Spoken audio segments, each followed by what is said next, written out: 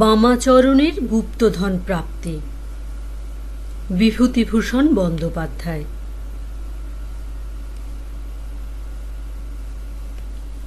বামাচরণের জন্মের সময় নকিপুরের যদু চক্রবর্তী বলেছিলেন, এ ছেলে একদিন রাজা হবে। যদু চক্রবর্তী এই অঞ্চলের মধ্যে একজন বড় জ্যোতিষী, তার কথার দাম আছে। কিন্তু বামাচরণের জন্মদিনটির পরে বহু বছর কেটে গিয়েছে। রাজা হওয়া তো দূরের কথা, রাজসভার একজন ভালো গোছের প্রহরী হবার লক্ষণও তো বামাচরণের মধ্যে দেখা যাচ্ছে না। অল্প বয়সে বামাচরণ তার মামার বাড়ি থেকে স্কুলে পড়ত। 4th ক্লাসে উঠবার সময়ে ফেল করে সে লেখাপড়া দিলে ছেড়ে, বললে, ছোট ছোট ছেলেরা উঠবে নিচে থেকে আমার ক্লাসে, তাদের সঙ্গে পড়তে লজ্জা করে। সুতরাং বামাচরণের লেখাপড়া হলো না। মামারা বললে, লেখাপড়া যদি না করো বাপু, তবে এখানে বসে বসে অন্ন ধ্বংস করে আর কি করবে, বাড়ি চলে যাও। বাড়ি এসে যখন সে বসল, তখন তার বয়স 14-15 বছর। অজ পাড়াগাঁয়ে বাড়ি, সেখানে থেকে চাকরির চেষ্টা করা চলে না। এই সময়ে তার এক ভগ্নিপতি তাদের বাড়িতে এলেন কিছুদিনের জন্য বেড়াতে। তিনি পশ্চিমে কোথায় রেলে চাকরি করেন। বামাচরণকে উপদেশ দিয়ে গেলেন টেলিগ্রাফি শিখতে, তাহলে রেলে চাকরি হবার সম্ভাবনা আছে। কলকাতা থেকে তিনি বামাচরণকে একটা ঢেঁকি কলও আনিয়ে দিয়ে গেলেন, আর টেলিগ্রাফ শেখবার একখানা বই। বামাচরণ সর্বদা গম্ভীর চালে থাকত। সমবয়সী ছোট ছোট ছেলেদের সঙ্গে মিশলে তার মান যাবে। আর একটা মজা ছিল তার, সে তাদের নানা রকম বৈষয়িক উপদেশ দিত। যেমন হয়তো ছেলের দল ওদের বাড়ির সামনে কয়েদবেলের গাছে উঠে মহা হইচই করছে, ও এসে গম্ভীর মুখে বললে, এই সব নাম, গাছ থেকে নাম। বামাচরণ বললে, কয়েদবেল তো খাচ্ছিস, এদিকে ঘরে যে অনেকে চাল নেই সে খোঁজ রাখিস? শুধু কয়েদবেলে কি আর পেট ভরবে? যা, যাতে 2 পয়সা রোজগার হয় তা চেষ্টা করগে যা। বামাচরণের বিজ্ঞ ধরনের কথাবার্তায় বেশ কাজ হলো।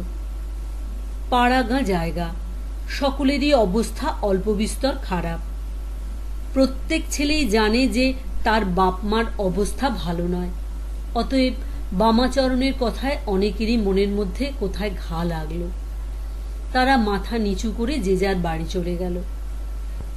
এই সময় ওর ভগ্নিপতি এসে ওকে ঢেঁকি কল দিয়ে গেলেন। গ্রামের ছেলেরা প্রশংসামান দৃষ্টিতে চেয়ে চেয়ে দেখত বামাচরণ দিন রাত গম্ভীর মুখে ওদের বাড়ির পশ্চিমের ঘরে বসে ঢেঁকি কলটাতে টরে টক্কা অভ্যাস করছে। ঝড় নেই, বৃষ্টি নেই, শীত নেই, গ্রীষ্ম নেই, দোল নেই, রাস নেই, শনিবার রবিবার নেই। কি সে অধ্যাবসায়! দ্রোণাচার্যের কাছে ধনুর্বিদ্যা শিখতে অর্জুনও বোধ হয় এত অধ্যবসায়, এত মনোযোগ দেখাননি। তা তিনি মল্লভূমিতে কাঠের বিবিধ পাখি বিদ্ধ করে যতই নাম করুন গিয়ে। বছরখানেক টেলিগ্রাফ শেখবার পর বামাচরণ রেলে চাকরির চেষ্টা করলে, কিন্তু অদৃষ্টের দোষে কোথাও কিছু হলো না। গাঁয়ে ছেলেদের সে বলতো, জানিস, ERR রেলের TI সাহেব আমার দরখাস্তের জবাব দিয়েছে, তার নিজের হাতে সই আছে। ছেলেদের মধ্যে 2-1 সম্ভ্রমের সঙ্গে জিজ্ঞেস করত, কি লিখেছে বামাচরণদা? লিখেছে, এখন চাকরি হবে না, পোস্ট খালি নেই, খালি হলে জানাবে। দাঁড়া। তারপর সে পশ্চিমের কোঠায় তার ঘর থেকে একখানা লম্বা খাম নিয়ে এসে তার মধ্যে থেকে ছোট্ট একটা ইংরাজি লেখা কাগজ বার করে সকলের সামনে বাতাসে 2 বার উঁচু করে উড়িয়ে বলতো, এই দেখ। কিন্তু এত করেও কিছু হলো না। মাসের পর মাস গেল, TI সাহেবের সে চিঠি আর পৌঁছল না। হঠাৎ মেঘ ভাঙা আকাশে একদিন চাঁদ উঠল। বামাচরণের পিতা ছিলেন সেকালের ফৌজদারি কাছারির নাজির। যখন তিনি মেহেরপুরে, সে সময় বম্পার সাহেব মেহেরপুরের জয়েন্ট ম্যাজিস্ট্রেট। সাহেব নাজির মশাইকে খুবই খাতির করত, ভালোও বাসত। বামাচরণের বাবা বৃদ্ধ বয়সে পেনশনভোগী অবস্থায় নিজে চণ্ডী মণ্ডপে বসে সমবেত বৃদ্ধমণ্ডলীর কাছে চাকরি জীবনের গল্প করতে করতে বলতেন, বম্পার সাহেবকে তো আমিই কাজ শিখিয়েছি। ছোকরা সিভিলিয়ান, নতুন বিলেত থেকে এসেছে তখন। ট্রেজারি অফিসের হিসেব রাখতে জান বেরিয়ে যেত। আমায় বলতো, শোনো নাজির, এ আমার পোষাবে না। গাঁজা আফিমের হিসেব রাখতে আর ওজন করতে করতে প্রাণ বেরুল। কত কষ্টে বুঝিয়ে সাহেবকে শান্ত করতুম। সে গ্রামে গভর্নমেন্টের চাকরি বামাচরণের বাবা ছাড়া কেউ করেনি। সবাই হাঁ করে থাকত। পেনশনও ভোগ করছেন তিনি আজ 22-23 বছর, কি তারও বেশি। বামাচরণের বয়স যখন 18-19 বছর, তখন বামাচরণের বাবা গ্রামে বসে হিতবাদী কাগজে দেখলেন বম্পার সাহেব রেভিনিউ বোর্ডের মেম্বার হয়ে রাইটার্স বিল্ডিংয়ে এসেছে। তিনি গেলেন কলকাতায় সাহেবের সঙ্গে দেখা করতে। বম্পার সাহেবও আর ছোকরা নেই, 50-এর উপর বয়স হয়েছে। পুরনো নাজিরকে চিনতে পারলে। জিজ্ঞেস করলে, আমি তোমার কি উপকার করতে পারি নাজির? এক কথায় বামাচরণের চাকরি ঠিক হয়ে গেল।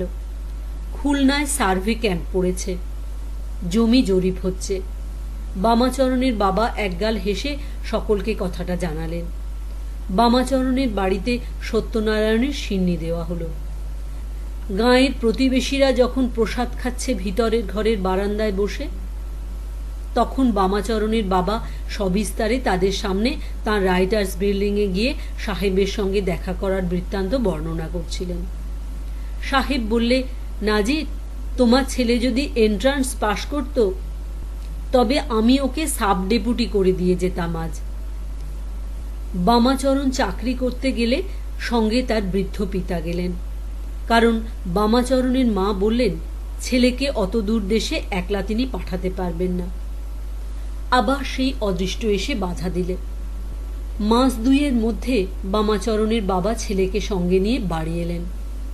শোনা গেল বামাচরণ চাকরি ছেড়ে দিয়ে এসেছে। সেখানে নাকি থাকার কষ্ট, নদীর জল লোনা, কাছেই সুন্দরবন। সন্ধ্যার পর বাঘের ভয়, জঙ্গল থেকে কাঠ ভেঙে এনে রান্না করতে হয়। সেখানে কি ওই কচি ছেলে থাকতে পারে? বামাচরণের বাবা বলেন, কোনো ভয় নেই, আমি আবার যাচ্ছি সাহেবের কাছে, আর একটা ভালো জায়গায় চাকরি যাতে হয়। কিন্তু এবার সাহেব বেজায় চটে গিয়েছে দেখা গেল, না জানিয়ে চাকরি ছেড়ে আসাতে। সাহেবের আর্দালি বললে, সাহেবের এখন দেখা করবার সময় হবে না। বামাচরণের বাবা এতটা ভাবেননি। তিনি হতাশ হয়ে বাড়ি ফিরে এলেন। কিন্তু সেই যে তাঁর মন কেমন ভেঙে গেল, এরপর আর বেশি দিন বাঁচেননি। ক্রমে দিন চলে গেল। বামাচরণেরও বয়স হয়ে উঠল। বাবা বেঁচে থাকতেই তার বিবাহ দিয়ে গিয়েছিলেন।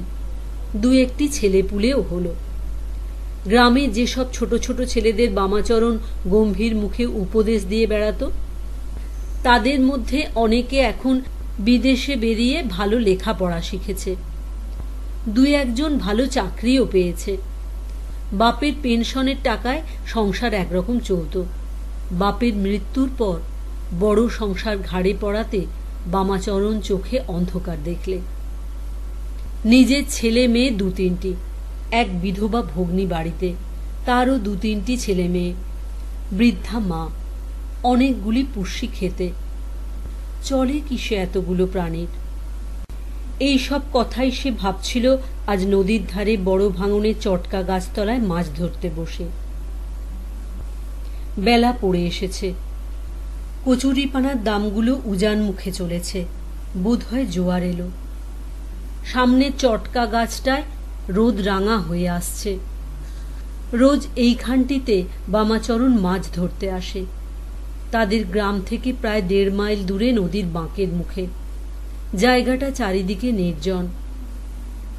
এখন তার মনে হলো খুলনা চাকরিটা ছেড়েও এসেছে, আজ 14-15 বছর হবে। হঠাৎ নদীর উঁচু পাড়ের দিকে তার নজর পড়ল। ওটা কি? পাড়টা সেখানে খুব উঁচু ও খাড়া, হাত 30-40 উঁচু সে যেখানে বসে আছে সেখান থেকে। পাড়ের খানিকটা ভেঙে পড়েছে বোধহয় 2-1 দিন হলো। সেই পাড়ের গায়ে একটা বড় কলসি পাড় ভাঙার দরুন বেরিয়ে পড়েছে।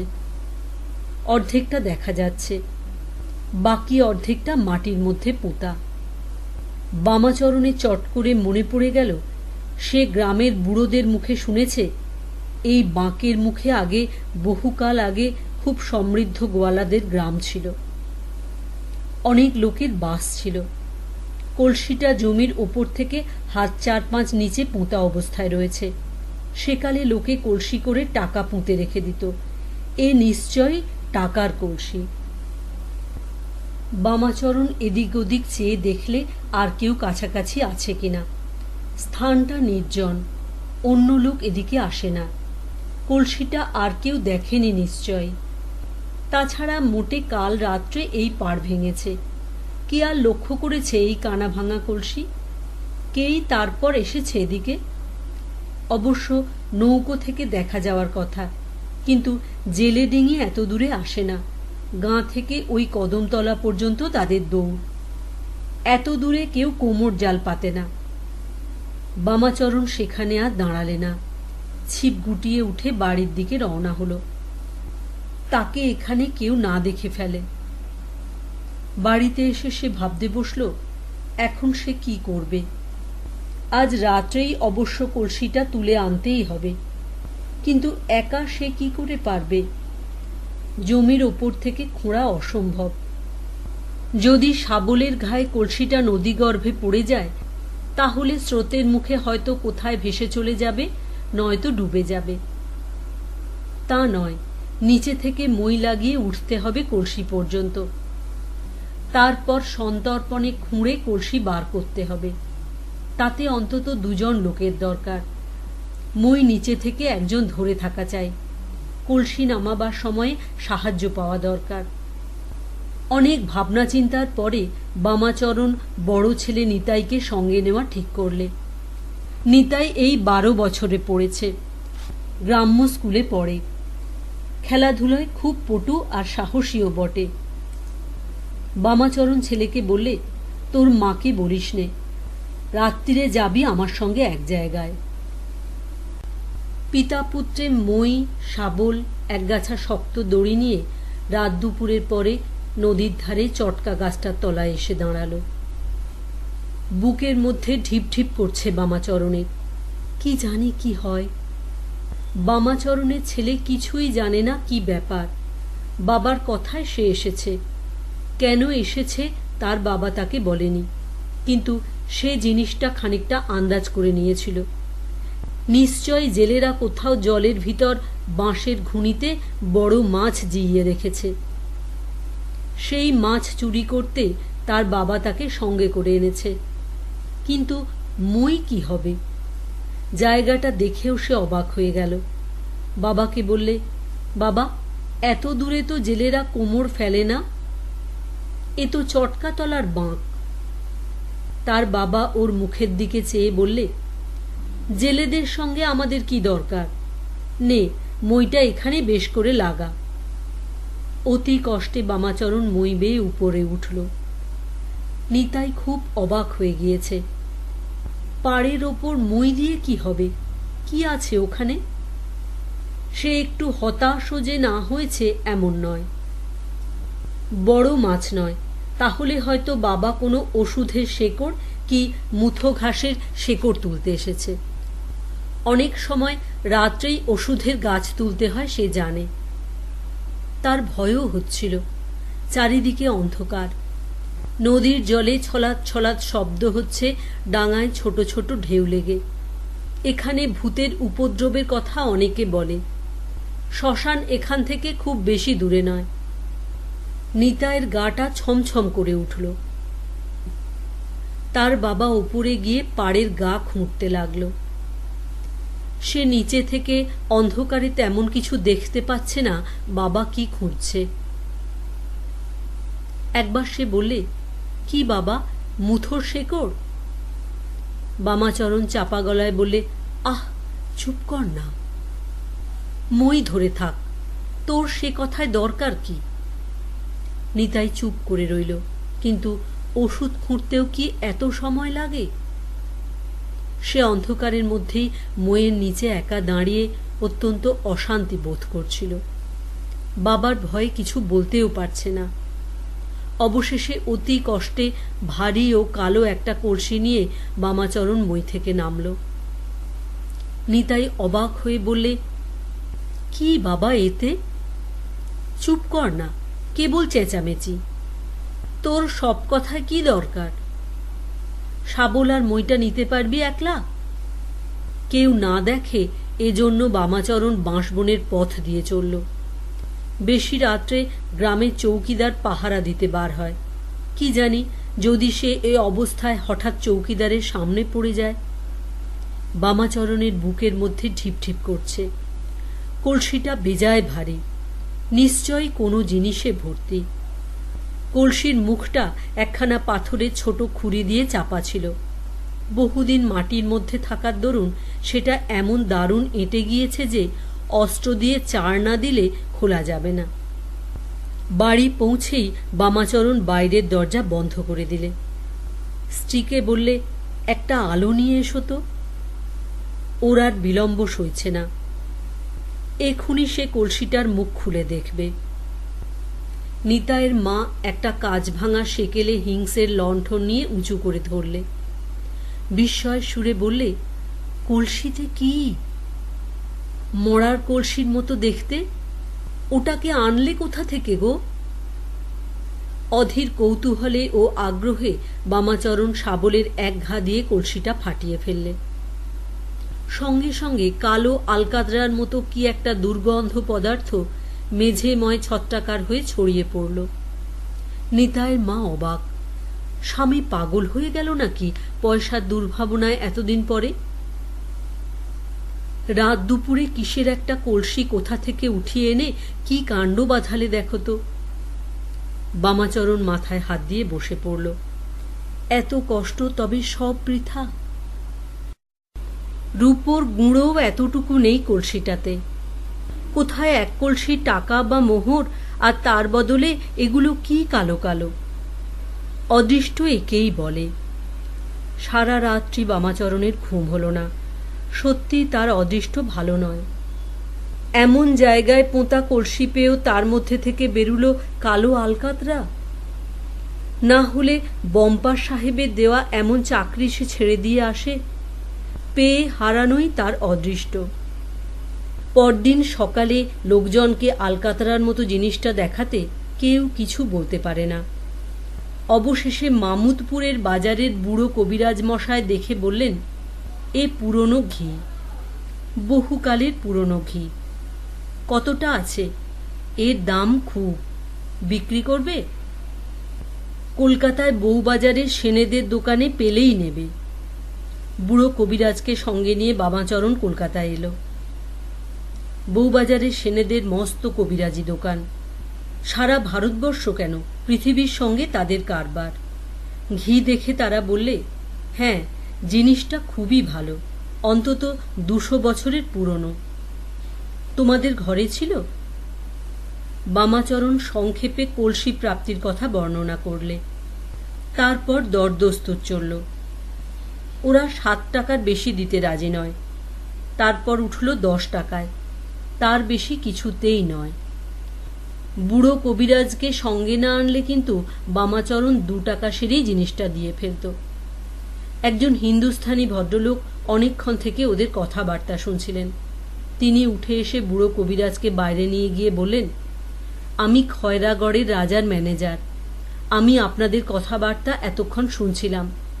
রাজার মায়ের বয়স হয়েছে, হাঁপ কাশের অসুখ। এই পুরনো ঘি কিনতেই আমি এদের দোকানে এসেছিলাম। এত বছরের পুরনো ঘি কলকাতায় কোনো দোকানে নেই। আমি আপনাদের জিনিস নেব। 100 টাকা সেরে দাম দেব আমি। ওজন করুন মাল। এই কলসিতে মোট 12.5 ঘি ছিল, কিন্তু আদত কলসিটাতে বোধহয় আরও বেশি ছিল, কিন্তু সেটা ভেঙে নষ্ট হয়ে যায়। বাকিটা ওরা নতুন কলসিতে পুরে এনেছিল। ঘি বিক্রি করে মোট পাওয়া গেল 1250 টাকা। যদু চক্রবর্তী জ্যোতিষী ছিল বড়, সে মিথ্যে বলেনি। এখন তো বামাচরণের অনন্তকাল পড়ে রয়েছে। রাজা হওয়ার আশ্চর্যটা কি?